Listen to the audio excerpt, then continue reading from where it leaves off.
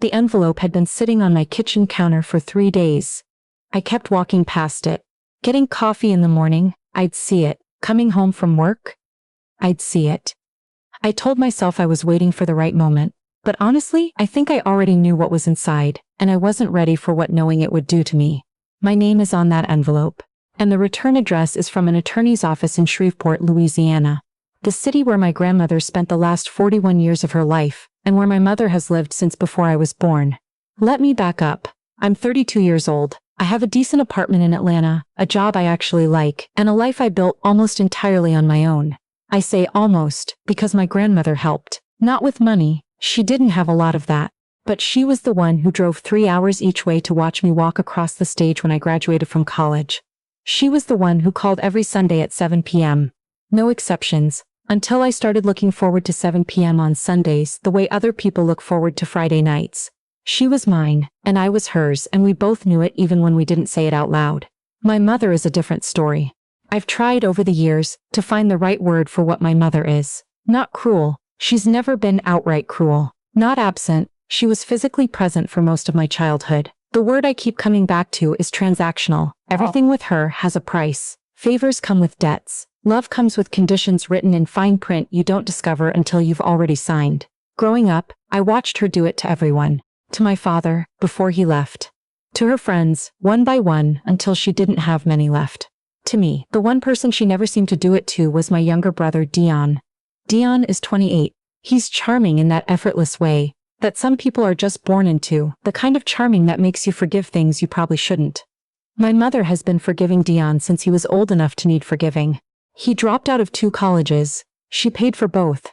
He had a car repossessed. She co-signed on a new one. He borrowed money from her sister, from our grandmother, from anyone who would say yes, and the borrowing never really stopped. None of that is why things fell apart between my mother and me. Or not exactly. Things fell apart because of a house. My grandmother's house on Oleander Street had been in our family since 1987. 3 bedrooms, a big porch, a pecan tree in the backyard that my grandmother swore had been there longer than the neighborhood itself.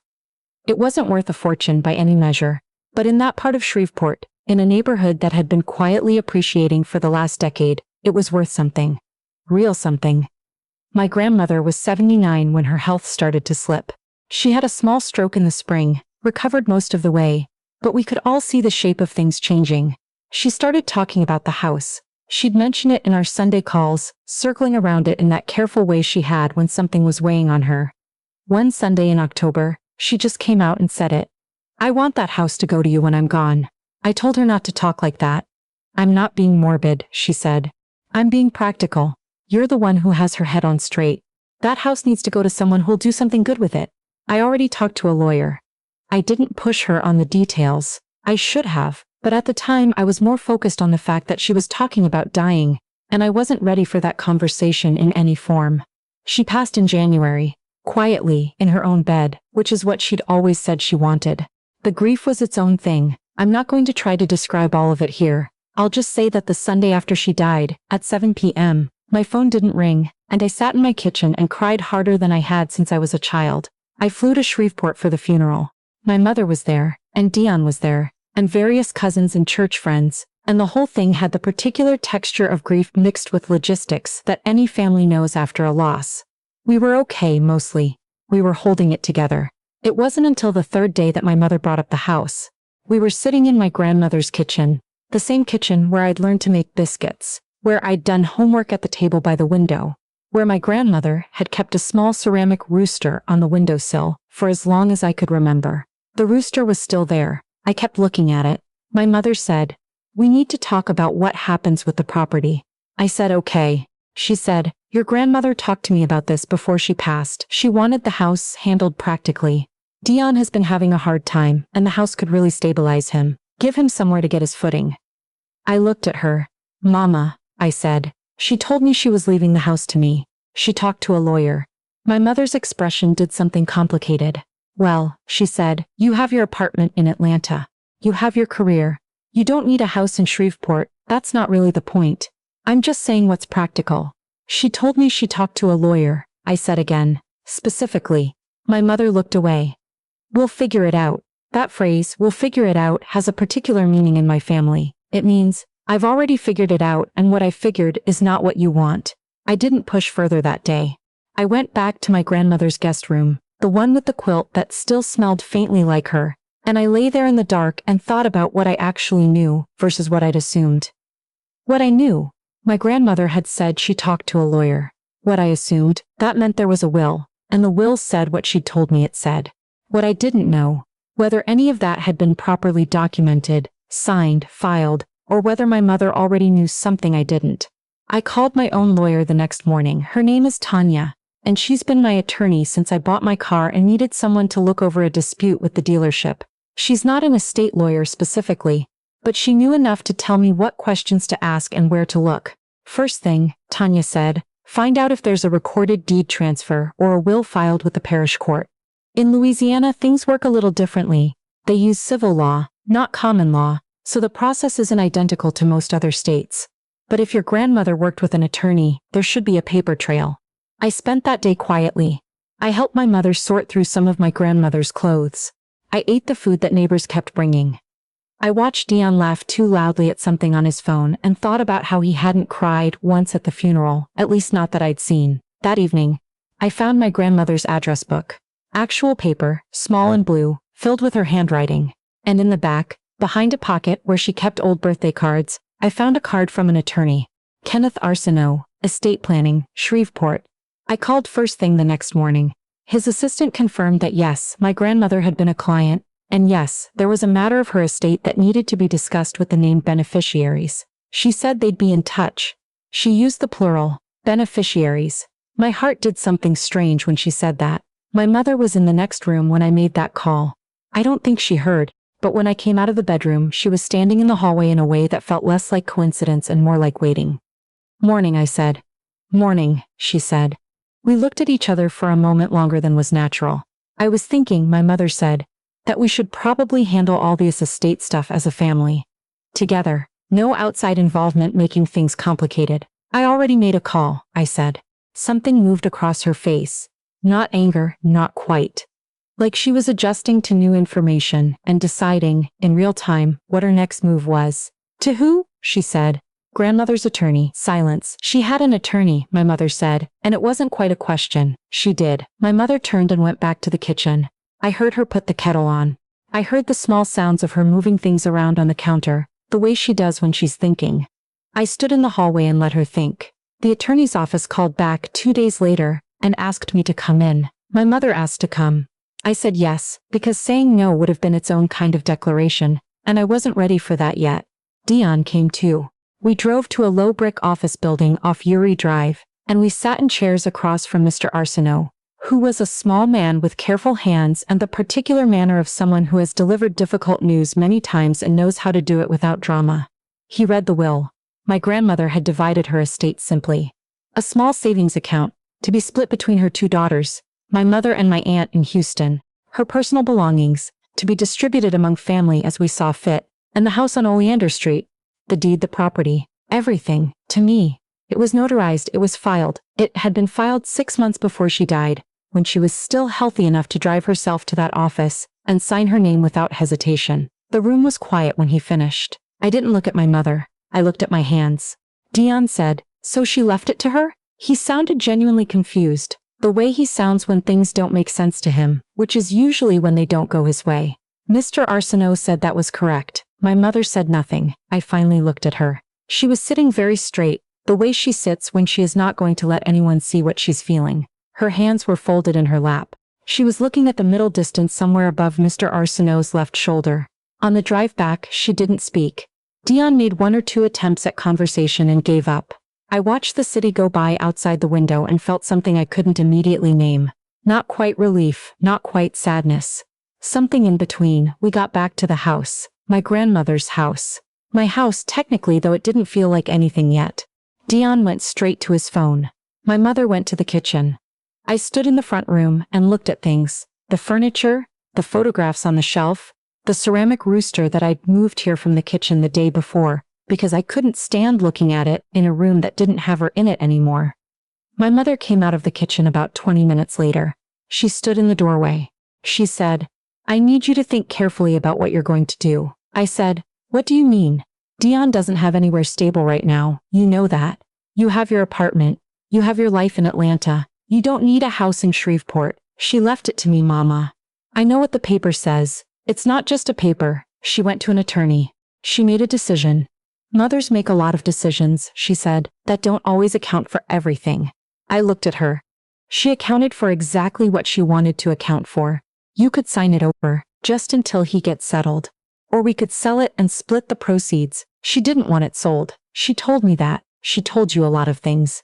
That sentence landed differently than she probably meant it to. Or maybe exactly as she meant it, I said. Yes, she did. My mother looked at me for a long moment. Then she said, I don't understand why you're being selfish about this. And there it was. The word she'd been building toward this whole time, selfish. The accusation she reaches for when the world doesn't arrange itself around her plans. I've heard that word my whole life.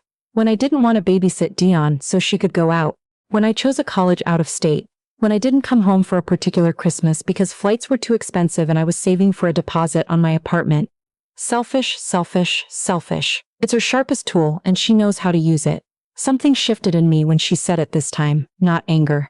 I want to be clear about that. It wasn't anger, it was more like clarity. The kind you get when you've been staring at something blurry for a long time and you finally step close enough to see it properly. I said, I'm going to stay in a hotel tonight. She blinked. What? I'll come back tomorrow to finish going through things. But I think I need some space tonight. You're being dramatic. Maybe. I went to the guest room and got my bag. I'd half-packed it already, without fully realizing why. My mother followed me to the doorway of the bedroom. She watched me zip my bag. Her expression had shifted, less certain now, more something I could only read as recalibration again. She did not expect this. Where are you going to go? She said. There's a Marriott off the highway. I saw it when we drove in. This is ridiculous. This is your grandmother's house. I know, I said. That's actually kind of the point. I walked past her into the hallway. Dion was on the couch looking at his phone and didn't look up. I picked up my keys from the hook by the door. My grandmother's hook, shaped like a little branch, that she'd had for 20 years. And I paused with my hand on the front door. I didn't turn around. I said, I'm not signing anything over, Mama. I'm going to think carefully about what to do with this house. But I'm going to be the one to decide, she said. Your grandmother would be ashamed of you. I opened the door. The evening air came in, warm for January, the way Shreveport gets in that uncertain stretch between winter and spring. I could smell the pecan tree. I stood there for one breath, 2 breaths. I said, she's the one who left it to me. And I closed the door. At the hotel that night I didn't sleep much. I lay in the standard issue hotel bed and stared at the ceiling and let myself feel all the things I'd been holding at arm's length for days.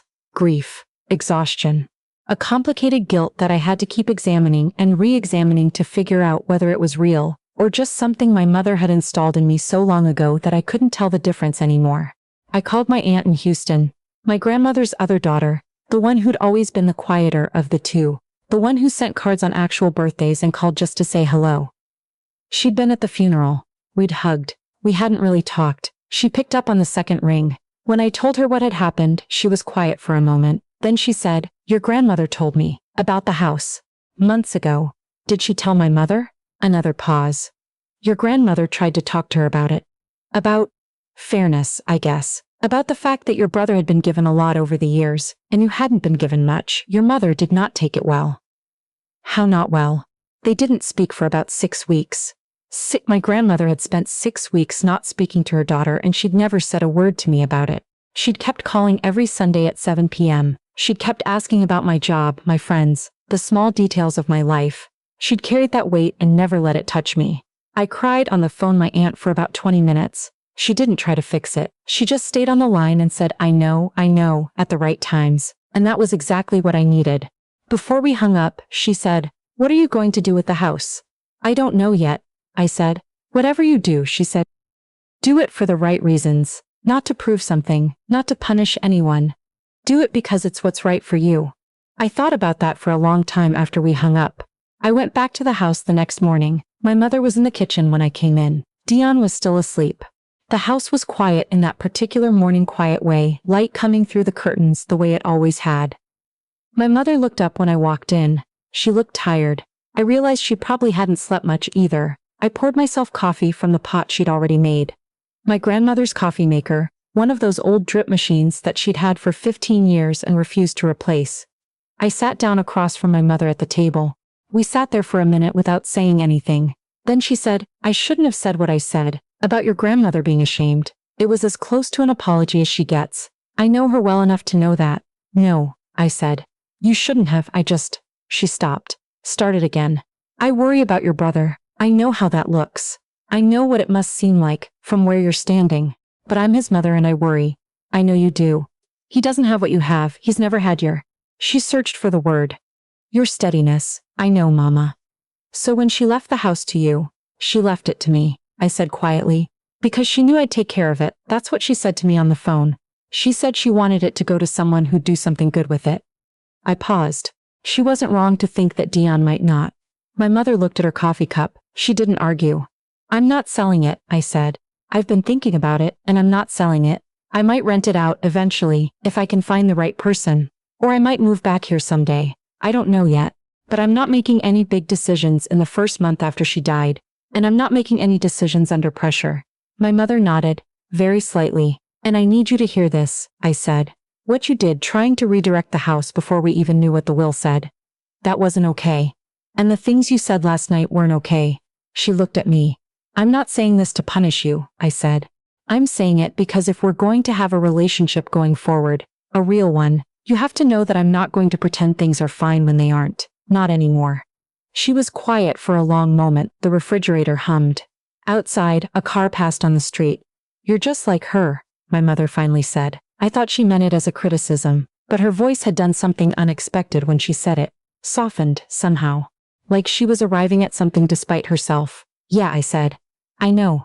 I stayed 2 more days. We went through more of my grandmother's things, my mother and I, mostly in a careful and quiet pace. Dion helped for about an hour on the last morning, then got a phone call and disappeared. Some things don't change." Before I drove to the airport, I walked through the house one more time by myself. The guest room with the quilt. The bathroom where my grandmother had kept a small dish of lavender soap. The kitchen where the ceramic roosters sat on the windowsill, watching the backyard with its painted-on expression of absolute calm. The pecan tree I could see through the window, bare in February, but solid. Still solid. I picked up the ceramic rooster and put it in my carry-on. I drove to the airport. I flew home to Atlanta. That envelope had been waiting for me for 3 days before I opened it. Inside was the formal deed transfer. Filed. Official. My name typed clearly on a document that my grandmother had put into motion 6 months before she died.